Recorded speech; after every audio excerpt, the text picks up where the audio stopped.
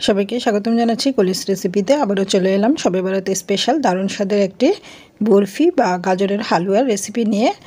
শবে বরাতের আর অল্প কিছুদিন বাকি। আশা করছি আজকের এই রেসিপি দেখে যে কেউ শবে বরাতের বরফি বা হালুয়া তৈরি করে নিতে পারবেন। আর আজকের হালুয়াটি আমি তৈরি করছি গাজর দিয়ে। তাহলে চলুন রেসিপিটি দেখে নিই। আর এখন যেহেতু শীতের সিজন আর বাজারে প্রচুর পরিমাণে গাজর পাওয়া যায়, গাজরের দামও কিন্তু খুবই কম, তাই আপনারা চাইলে যে কেউ খুব সহজেই এই গাজর দিয়ে শবে বরাতে স্পেশাল গাজরের বরফি তৈরি করে নিতে পারেন। আর বরফিটা তৈরি করার জন্য আমি এখানে হাফ কেজি পরিমাণ গাজর নিয়েছি। প্রথমে একটি পিলারের সাহায্যে গাজরগুলোকে উপরের খোসাটা ছাড়িয়ে নেব। সবগুলো খোসা ছাড়িয়ে গাজরগুলোকে ধুয়ে নেব। কুচি করার পর আর গাজরটাকে ধোয়া যাবে না, আগেই ভালো করে ধুয়ে পানি ঝরিয়ে নিয়েছি। এবারে এই গাজরগুলোকে গ্রেট করে নেব। গ্রেটারে যে ছোট অংশ আছে সেই ছোট অংশের সাহায্যে গাজরগুলোকে গ্রেট করে নিতে হবে। উপরের মোটা অংশ দিয়ে করলে কিন্তু গাজরটা বেশি মোটা হয়ে যাবে। নিচে যে একেবারেই ছোট ছিদ্রযুক্ত গ্রেটারটা আছে সেটার সাহায্যে গ্রেট করে নিয়েছি। এভাবে করে গ্রেট করে নিলে গাজরটাকে ভেজে নিলে সেই হালুয়াটা খেতে বেশি টেস্টি হয়, তাই আমি গ্রেটারের সাহায্যে গাজরটাকে গ্রেট করে নিলাম। সবগুলো গাজর আমি গ্রেট করে নিয়েছি। আর দেখতেই পাচ্ছেন হাফ কেজিতে কতগুলো গাজর হয়েছে। এবারে এই গাজরটাকে আমি ভেজে নেব। সেজন্য প্রথমেই চুলায় একটি প্যান দিয়ে দিচ্ছি। আর প্যানে প্রথমেই আমি দিয়ে দিচ্ছি 2 চা চামচ ঘি দিয়ে এবারে ঘিটা গলে আসা পর্যন্ত ওয়েট করছি। ঘিটা যখন গলে আসবে তখন এর মধ্যে দিচ্ছি 2টো সবুজ এলাচ আর হাফ ইঞ্চি সমান 2 টুকরো দারচিনি, এতে করে সুন্দর একটা অ্যারোমা ছড়াবে। এরপর গ্রেট করে রাখা গাজরগুলো দিয়ে দিচ্ছি। গাজরগুলো দিয়ে চুলার আঁচটা মিডিয়ামে রেখে ঘিয়ের মধ্যে গাজরটাকে ভেজে নেব প্রায় 4 থেকে 5 মিনিটের মতো। এতে করে গাজরটাও কিছুটা সফট হয়ে আসবে আর গাজরের মধ্যে সুন্দর একটা গ্রান পাওয়া যাবে। অবশ্যই ঘিয়ের মধ্যে গাজরটা ভেজে নিতে হবে। এভাবে করে ঘিয়ে ভেজে যদি আপনারা গাজরের বরফিটা তৈরি করেন সেক্ষেত্রে কিন্তু গাজরের বরফিটা খেতে অনেক বেশি টেস্টি হবে।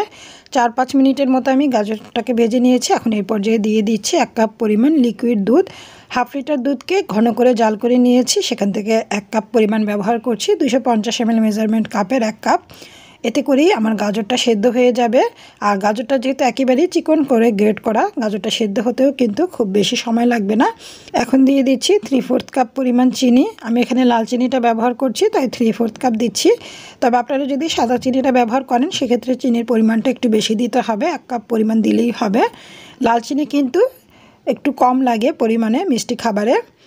এবারে সব কিছু একসাথে ভালো করে মিক্সড করে নিচ্ছে। আর চিনিটা দেওয়ার পরেও কিন্তু চিনিটা থেকে বেশ কিছুটা পানি ছেড়েছে, দেখতেই পাচ্ছেন। এই পানি এবং দুধ দিয়ে গাজরটা সেদ্ধ হয়ে যাবে।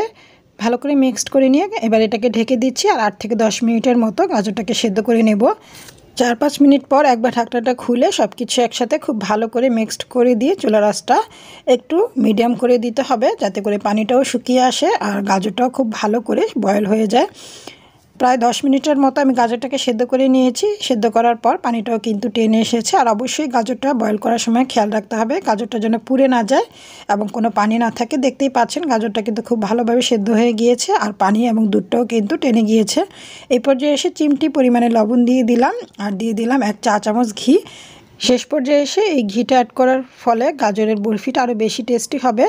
সব কিছু ভালোভাবে একটু মিক্সড করে নিলাম আর চুলার আঁচটা মিডিয়ামে রেখে গাজরটাকে আরও মিনিট খানিকের মতো ভেজে নিয়েছি। এবারে দিচ্ছি কিছুটা কাঠবাদাম এবং পেস্তা বাদাম কুচি।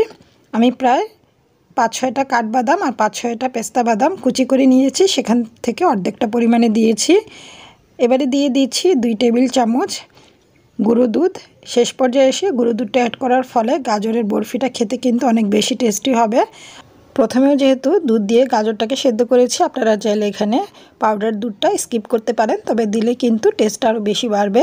সব কিছু ভালোভাবে মিক্সড করে নিলেই বরফি তৈরির জন্য গাজরের এই মিশ্রণটা রেডি। এবারে একটি মোল্ডের মধ্যে আমি এটা ঢেলে নিচ্ছি, ছড়ানো একটি প্লেটে ঢালছি। আর এটার মধ্যে আমি একটু ঘি ব্রাশ করে নিয়েছি, যাতে করে কাটার পর এই বরফিটা তুলে আনতে সুবিধা হয়। এবারে চারপাশে খুব ভালো করে স্প্রেড করে দিচ্ছি আর 4 কোণা করে আমি চারিদিকে স্প্রেড করে দিয়েছি আর একটু মোটা করে দিয়েছি। এবারে উপরটা কিছুটা কাঠবাদাম আর পেস্তা বাদাম দিয়ে দিলাম। দিয়ে এবারে চামচটার সাহায্যে একটু প্রেস করে দিচ্ছি, এতে করে খুব সুন্দরভাবে সেট হয়ে যাবে। আর এটাকে এখন আমি 1 ঘন্টার জন্য ফ্রিজের নর্মাল পোর্শনে রাখছি। 1 ঘন্টা পর ফ্রিজ থেকে বের করে নিয়েছি আর গাজরটাও খুব সুন্দরভাবে সেট হয়ে গিয়েছে। এখন এটাকে কেটে নেব। বরফি আকারে আপনারা কেটে নিতে পারেন আপনাদের পছন্দ মতো যে কোনো রকমের। শেপে কেটে নিতে পারেন। আবার চাইলে যে কোনো রকমের বিভিন্ন ডিজাইনের যে মোল্ডগুলো পাওয়া যায় সেগুলো দিয়েও কিন্তু এটা শেপ করে তৈরি করে নিতে পারেন বিভিন্ন রকম ডিজাইনের। সচরাচর বরফির যে শেপটা হয় আমি সেটাই দিয়েছি। এবার এক সাইড থেকে তুলে দেখিয়ে দিচ্ছি। দেখতেই পাচ্ছেন কতটা লোভনীয় লাগছে। আশা করি শবে বরাত স্পেশাল গাজরের এই বরফির রেসিপিটি সবার ভালো লেগেছে। সবাইকে ধন্যবাদ জানিয়ে আজকের মতো এখানেই বিদায় নিচ্ছি। সবাই ভালো থাকুন, সুস্থ থাকুন। আল্লাহ হাফিজ।